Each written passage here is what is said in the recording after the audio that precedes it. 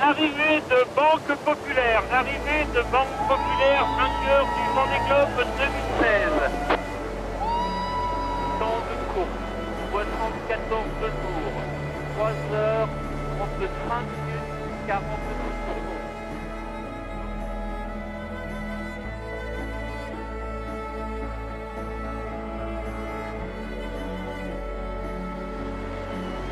Je la voulais tellement cette victoire.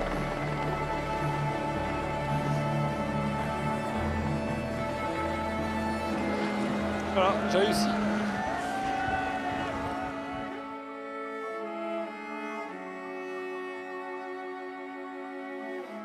Lecléache et Thompson au Sable d'Olonne, d'Estremo au Point Nemo au beau milieu du Pacifique Sud, 18 solitaires disséminés sur 2 océans sur plus de 17 000 km après 74 jours de solitude.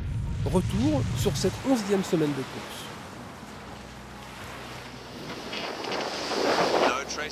Aucune trace d'avion dans le ciel. On pourrait s'attendre à voir quelqu'un ici. Un cargo, un bateau de pêche. N'importe quoi. Eh bien, non. Non, rien du tout. Si je n'avais pas reçu un email de ma femme ce matin, je pourrais croire que je suis le dernier homme sur Terre.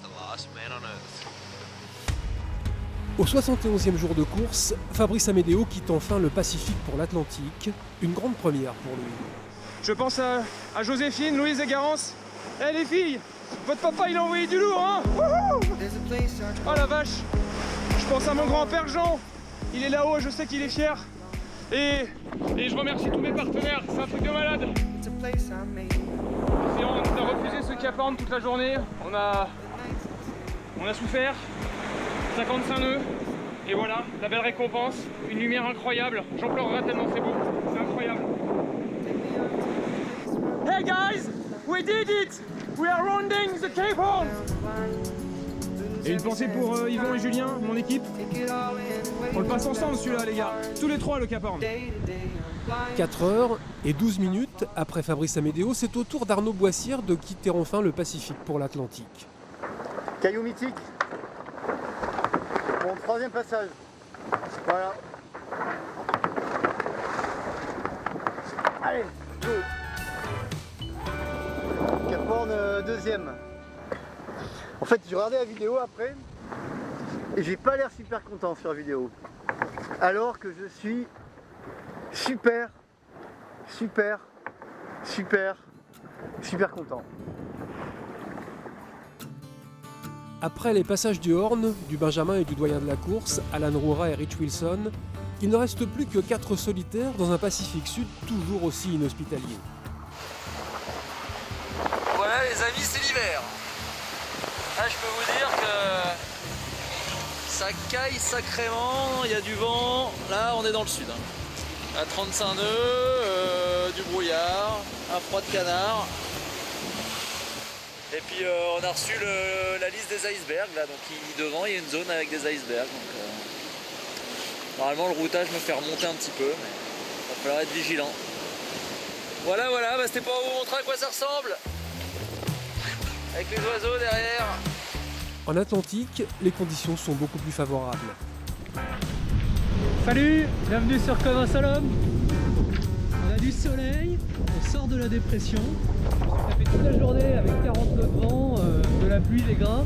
Et maintenant, je sors les crocs. Et il y a du soleil et on sort de la dépression, c'est top. Bien content. 1700 000 plus en avant, Nandorfa et Louis Burton continuent leur remontée très solitaire aux abords de l'équateur. Alors que le tandem Lecam-Eliès, au contact depuis plus de 3 semaines, se bagarre pour la 5e place et celle du premier bateau à dérive classique. Et voilà, ça c'est de la pétole de chez Pétole. Bah du coup on va pouvoir s'aventurer un petit peu, hein. Clac clac clac. Et là c'est Keguiner et Yann Eliès. Et voilà. Bon bah c'est un peu court mais là ça rentre un petit peu donc faut être dessus hein, parce que l'autre à côté ils vont pas nous rater. Hein.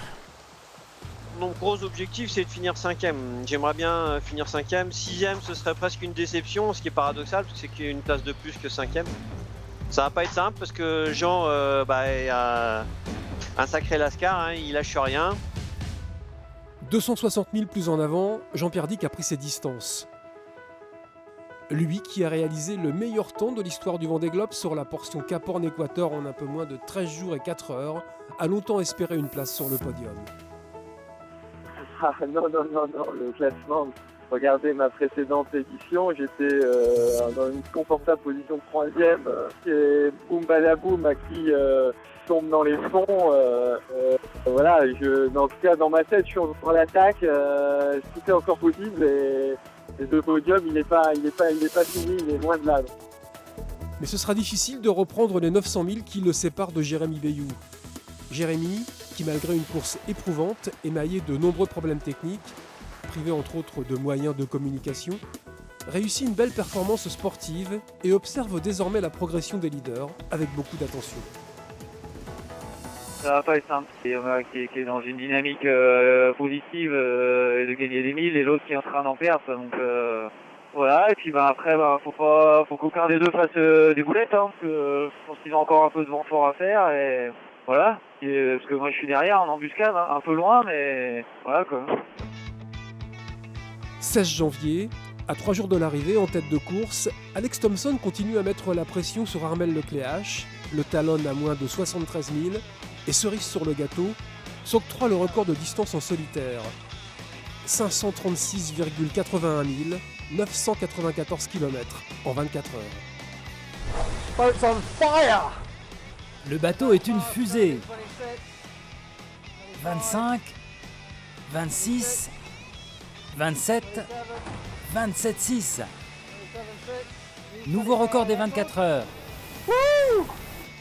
Il faut que je me rapproche le plus possible d'Armel. On ne baisse pas les bras, mais j'ai des problèmes avec la barre. J'ai du jeu dans le système de barre. Il va falloir être très attentif pendant les prochaines 24 à 48 heures. Je vais essayer de saisir ma chance.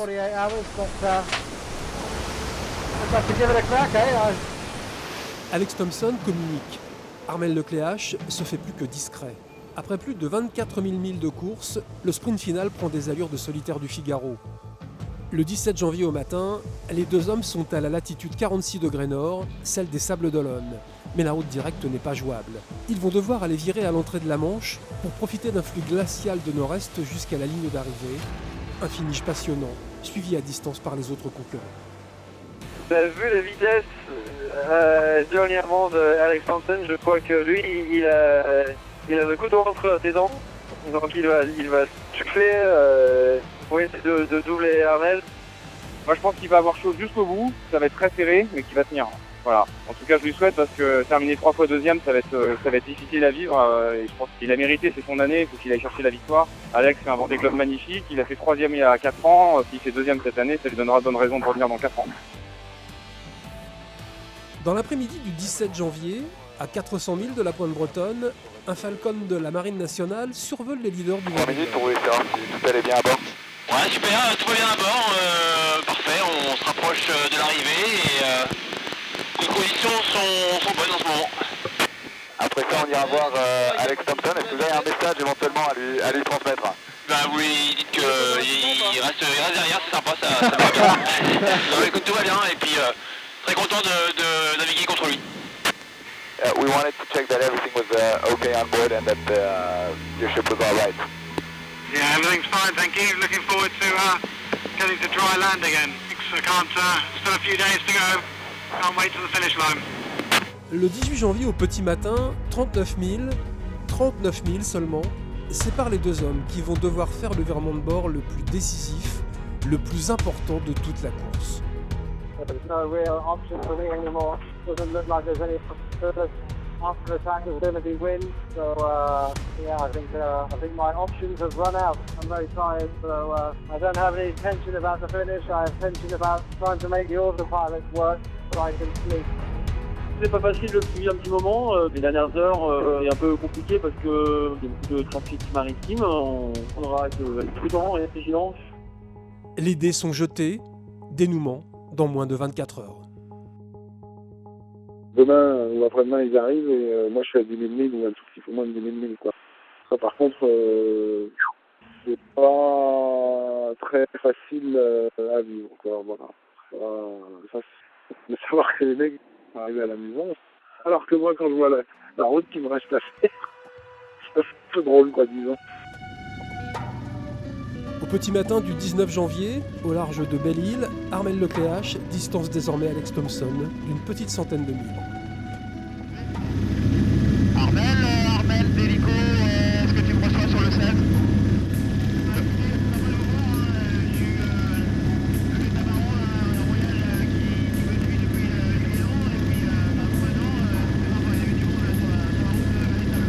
Bah écoute, on va devoir y aller, donc on va te laisser continuer avec Royal, et puis on se voit ce soir au Sable-d'Olonne.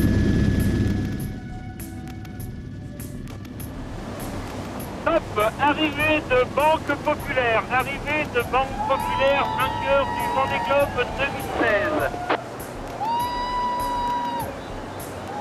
Cette victoire, c'est celle d'un marin d'exception qui n'a jamais rien lâché, qui a su résister à la pression. C'est aussi le terme d'une quête qui aura duré presque 10 ans en terminant 2 fois à la 2e place du Vendée Globe. La 8e édition sera donc la bonne, une 8e édition dominée par le duel au sommet avec Alex Thompson, une régate planétaire sous haute tension qui se termine en apothéose. Finalement, ce plaisir de voir le pétillement dans les yeux de ce garçon qui attend ça depuis 10 ans, c'est sa médaille d'or.